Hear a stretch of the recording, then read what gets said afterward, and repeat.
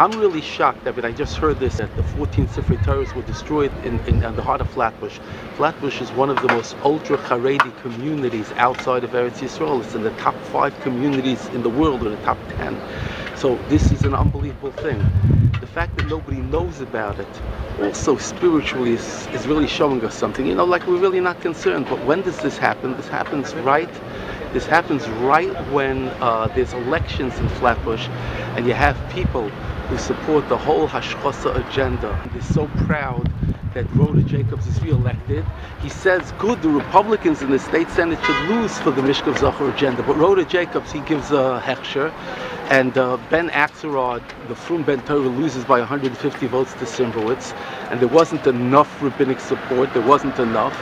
And then we wonder why there's a main model comes and destroys Sifrei Torah. Do we know the reason why? No. Does the Rambam say we're obligated to be concerned and to think why tzaras happened? 14 Sifrei Torah in the heart of Flatbush. There should be a massive tshuva kinnis right now. People should be crying. But this is the kind of lethargy we live in. Remember, you could check it up in your art scroll in B'chukaisai. If Ata Heilechem Yibekeri Ani Heilechem Cha B'chamas Keri. So the Orach Chaim says the first time a person does an Aveira, Hashem makes the punishment, the cause and effect, very connected with the crime. But gradually, as we ignore that, we lose the siyata d'shmaya to even realize why things are happening. And that's exactly what's happening.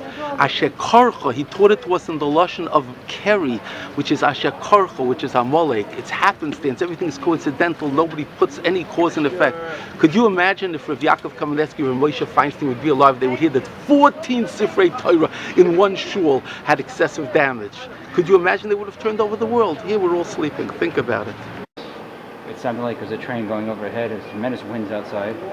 We put the Sifrei Torah back from Musaf. Everything was fine and dry. All of a sudden, in the middle of Shemona Esrei, my son was standing next to the Aron Kodesh, and he heard water. And 5 minutes later, it was only 4 minutes maybe, we opened up the Aron Kodesh, and there was 5 inches of rain on the bottom, and every Sifrei Torah was wet. Are they repairable?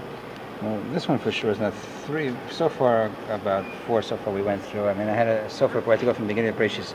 What happens, the water hit from the top, and it went, so the damage doesn't went one location, the damage is in many locations. We have to go through.